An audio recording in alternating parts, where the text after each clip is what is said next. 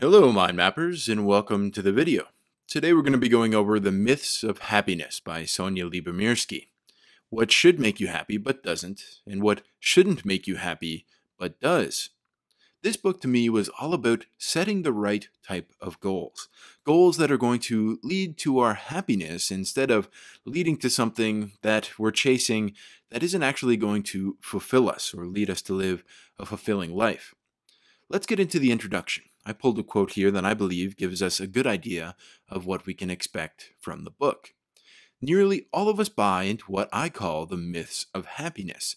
Beliefs that certain adult achievements like marriage, kids, jobs, or wealth will make us forever happy, and that certain adult failures or adversities, such as health problems, not having a life partner, or having little money, will make us forever unhappy. This reductive understanding of happiness is culturally reinforced and continues to endure, despite overwhelming evidence that our well being does not operate according to such black and white principles. What I hope this book will make singularly clear is that although it may appear that some of these major challenges will definitely and permanently change our lives for the better or for the worse, it really is our response to them that govern their repercussions. The message of the myths of happiness is that ultimately we can identify the steps to take to forge our way to a fulfilling life and help ourselves reach and exceed our happiness potentials. So of course, this quote leads you to wonder what truly makes us happy. Well, we've all got an idea. Generally, at the beginning of our lives, a path is laid out in front of us. From a young age, we accept it, and that's the path that we try and follow towards happiness. Everyone's going to be a little different depending on our culture, our life circumstances, our upbringing, and many different factors. But as Sonia says, generally it hits on these several points. Number one, you have to go to college. Number two, you have to get a good job. You have to have a family, and you have to buy a house. Those are kind of the checkpoints that are laid out in front of us when we're very young, and they say these are the things that are going to make you happy. These are the things that you need to accomplish. This is what success looks like. I mean, I'm sure a lot of you can probably relate to that. But how well backed are these checkpoints by science? Well, Sonia is the perfect person to listen to on this. She's literally a happiness researcher. And it turns out that a lot of what we think will make us happy is actually not true. The science says that a lot of what we're all chasing on a day to day basis has little or no effect on our lasting happiness levels. And that, of course, is what the myths of happiness is all about. And today, what we're going to do is look at creating our own path. And that's what this book is all about, and that's what we're going to be talking about inside this video. Understanding what will truly make us happy is the first and most important point. What will truly make us happy? Number two is finding the steps that we can take to get there, having a plan to move towards what actually will make us happy. And then number three, of course, is continuing to follow the path of true happiness instead of just the culturally instilled one. Now, does that mean that going to college, getting a good job, having a family, buying a house are not necessarily things on the path of your own? Of course, that's not true. Some of us truly do want a house. Some of us truly do want to have a good job. Some of us do truly want to have a family. But the idea here is that we need to actually understand ourselves and understand what's going to make us happy. Before we get into the rest of the video, let's talk a little bit about mind mapping. You can get the most out of these mind maps by following along. You can find the process of how I mind map, plus all 50 plus mind map templates, including this one, at the link down below. Following along with these mind maps will help you learn more, remember better, and apply these books to your life. And if you'd like to kind of skip the line and dive directly into what I think are the most important points on things like goal setting, on things like happiness, on things like habits or learning, then you can check out my masterclasses where I've pulled together and synthesized some of the best ideas from some of the world's experts on those particular topics. Those are all available at themindmapguy.com. Our first big idea here that I have highlighted in blue, because I believe it's such an important idea, we really need to understand hedonic. That's the first big idea. One of my primary scientific interests is in the area of hedonic adaptation, namely the fact that human beings have the remarkable capacity to grow habituated or inured to most of life's challenges. A hot topic today in the fields of psychology and economics, hedonic adaptation explains why both the thrill of victory and the agony of defeat abate with time. What is particularly fascinating about this phenomenon, however, is that the most pronounced positive experiences, it's most pronounced with positive experiences. So essentially, hedonic adaptation is saying that whatever you feel, and if it's a really great life event, it eventually is going to kind of bring you back to your baseline. And she says that this is actually most pronounced with things that are good that happen to us. Indeed, it turns out that we are prone to take for granted pretty much everything positive that happens to us. When we move into a beautiful new loft with a grand view, when we partake of plastic surgery, when we purchase a fancy new automobile or nth generation smartphone, when we earn the corner office and a raise at work, when we become immersed in a new hobby, and when we wed, we obtain immediate boosts of happiness from the improved situation. And that's kind of what we're all chasing. That's what we tend to believe happiness truly is those kind of particular accomplishments and the immediate boost that that gives us. But the thrill, of course, as we all know, lasts only for a short time. Over the coming days, weeks, and months, we find our expectations ramping upward and begin taking our new, improved circumstances for granted. Hedonic adaptation, one of the most powerful psychological forces in the entire world. Of course, we've all heard the story before about lottery winners, how a year later they're no happier than their non-winning counterparts. It's hard to believe, of course, but it turns out to be true. And the other side is also true. People who are paralyzed turn out to be equally as happy as their non-paralyzed counterparts a year later. And hedonic adaptation is incredibly strong.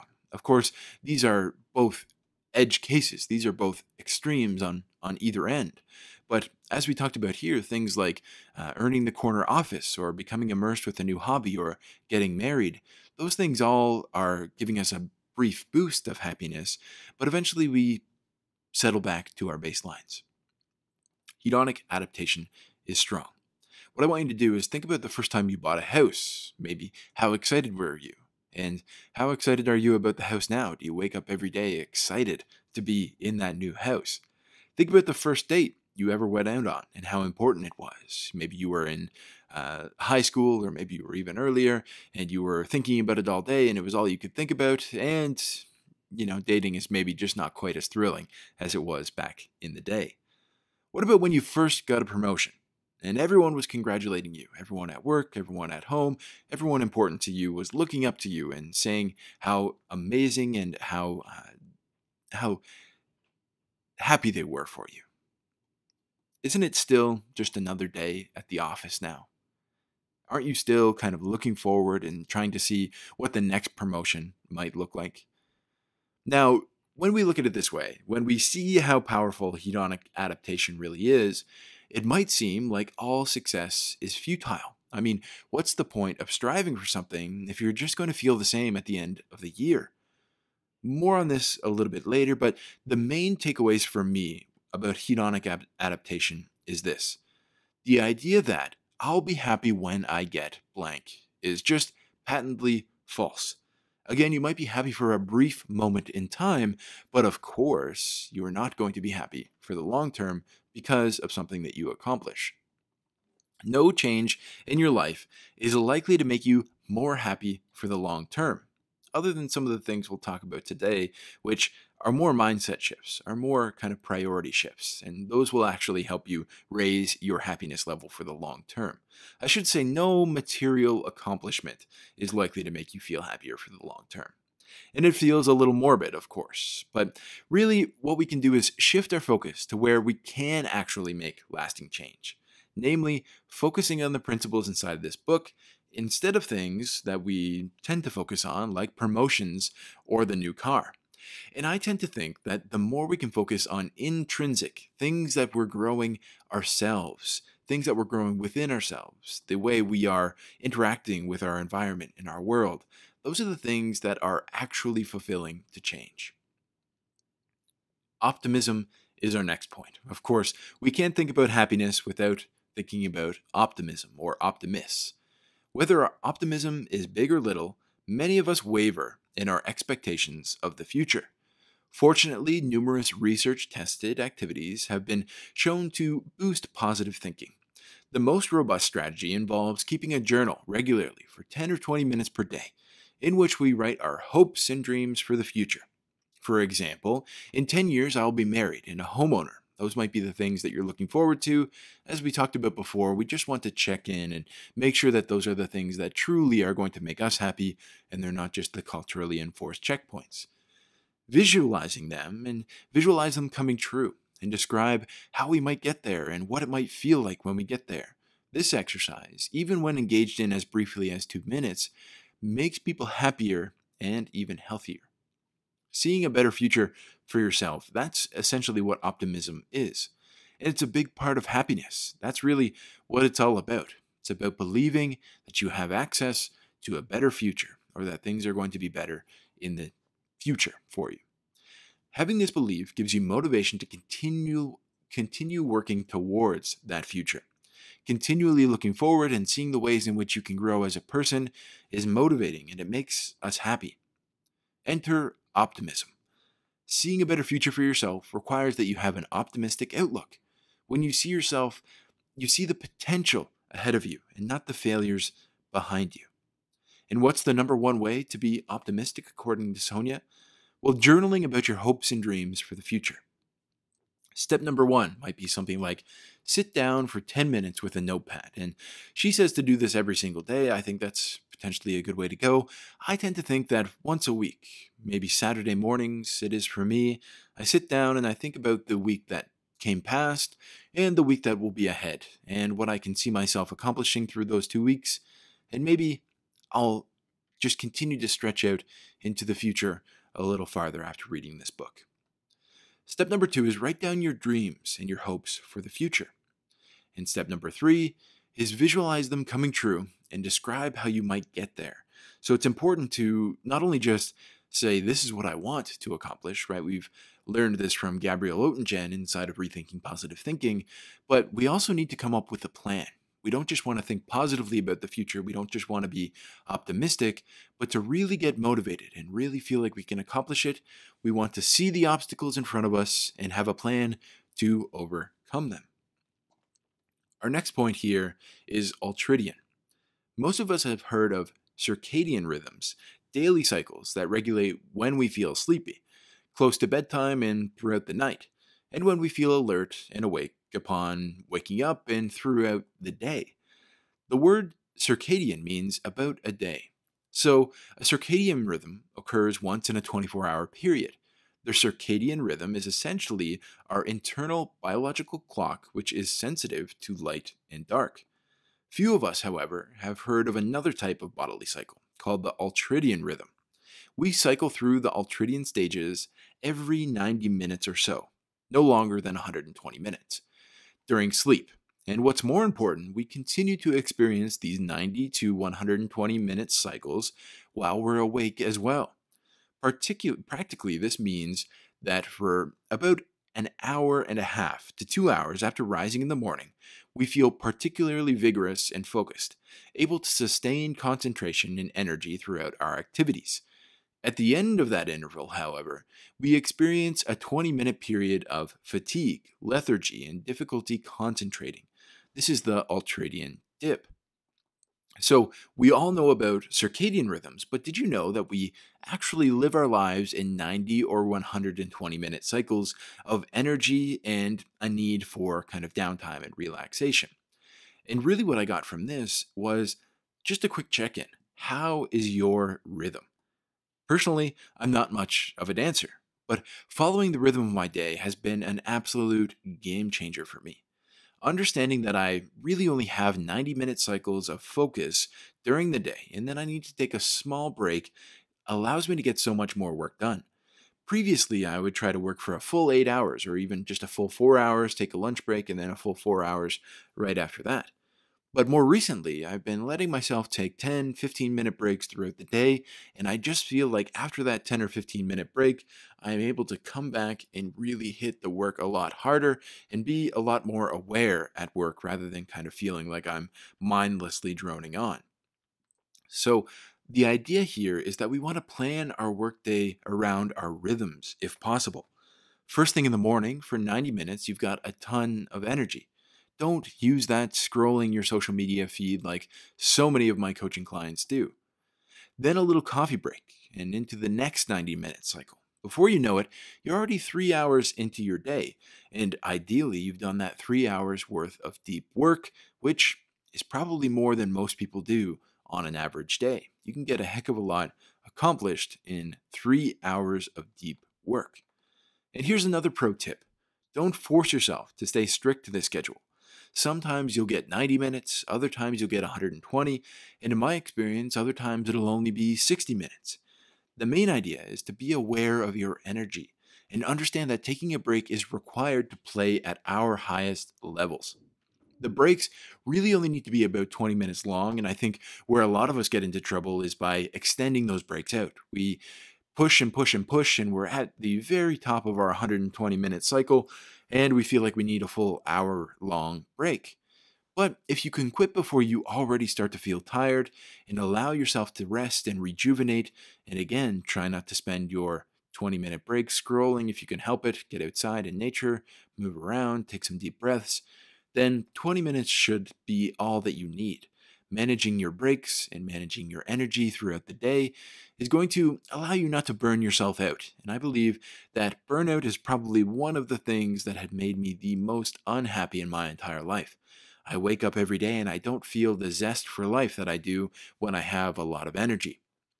Focusing on my Ultridian rhythms and making sure that I'm taking breaks the way that my body wants me to take breaks has been extremely important in keeping my zest for life. And after all, optimism and a zest for life is extremely important, and that's a big part of happiness in and of itself.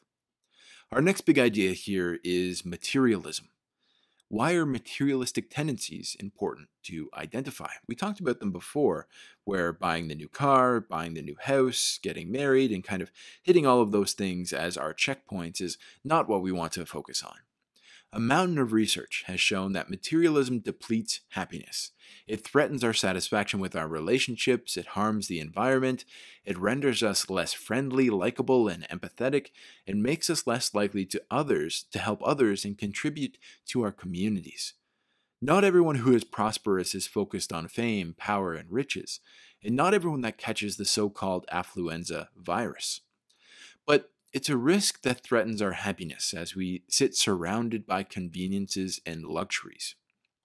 As philosophers, religious figures, and humanistic psychologists have long contended, the pursuit of money and reputation redirects our energies and our passions away from deeper and more meaningful social connections and growth experiences, and it prevents us from achieving our full potentials.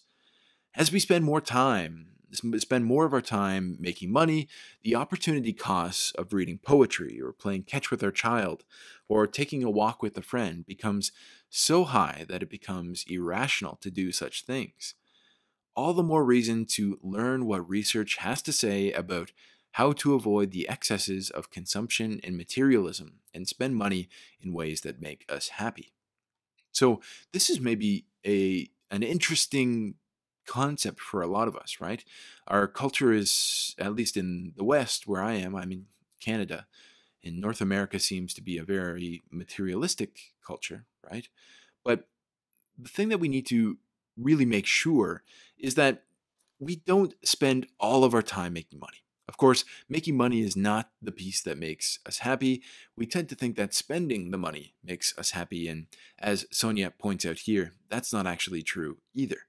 So materialism depletes happiness. And again, that's not what the commercials will say.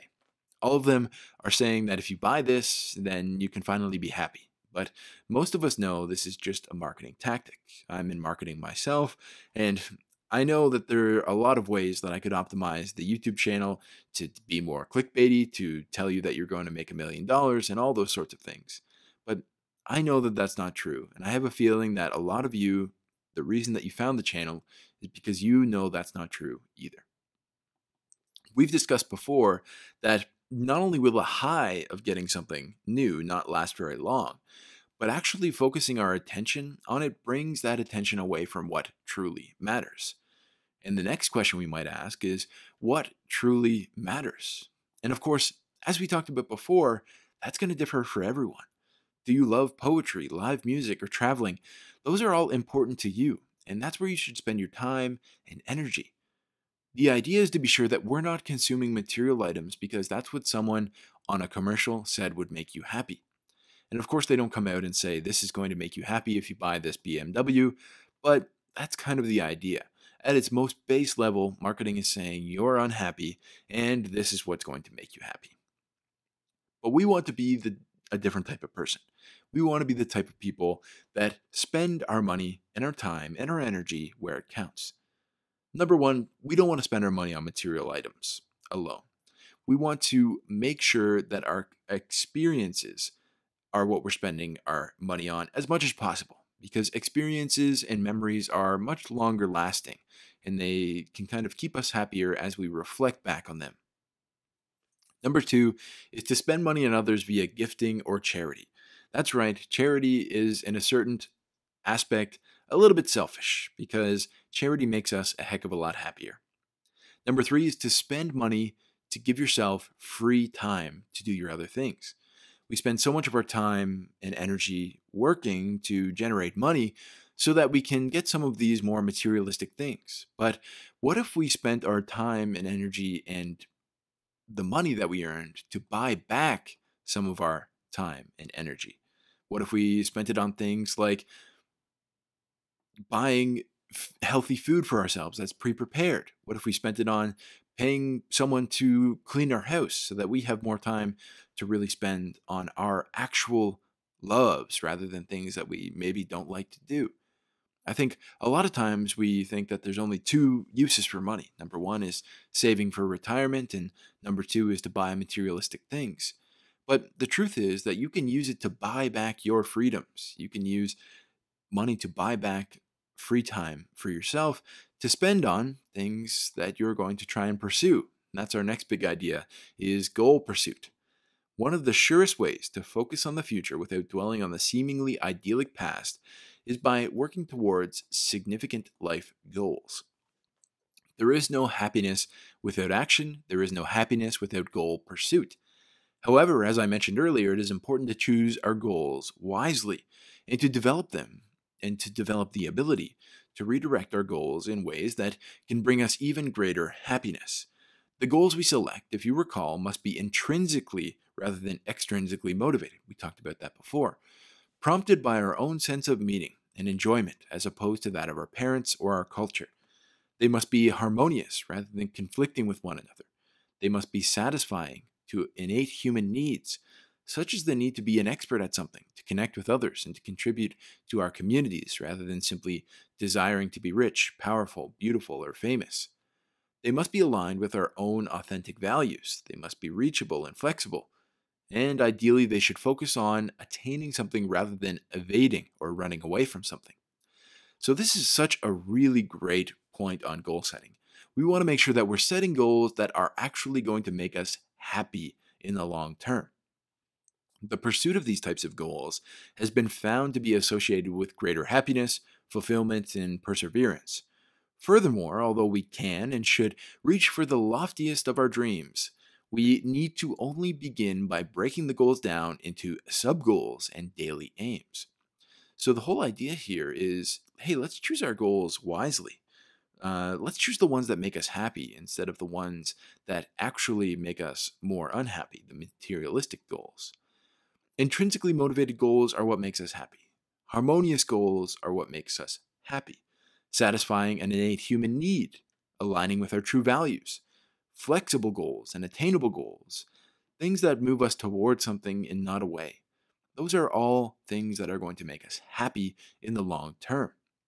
And the other big idea here for me is that we want to break the big goals into daily habits. We talk so much about habits on this channel, and I think that setting goals is so important, but we need to back it up with habits in the long term. One of my favorite books is No Sweat by Michelle Seeger. She talks about taking our grand goals and bringing them into the moment. Focus on instant gratification versus the long-term reward. Instead of getting a promotion at work, you would focus on showing up each day ready to learn and grow. Instead of focusing on losing 20 pounds, you would focus on how good it feels to move your body and fuel it accordingly. These simple daily habits stack up to not only make us happy in the moment, but they make us happy for a lifetime. Thanks for being with me here today. This was The Myths of Happiness by Sonja Lyubomirsky, one of the books that I'm reading for my Goals Masterclass, which is going to be available very soon. If you're watching this video, you can go to themindmapguy.com to check out the Goals Masterclass to get not only more information from Sonja Lyubomirsky's The Myths of Happiness, but many other, dozens and dozens of other books around goal setting to make sure that you're setting yourself up to lead the happiest life that you can. Again, thanks for being with me here today, and I hope to see you in the next video.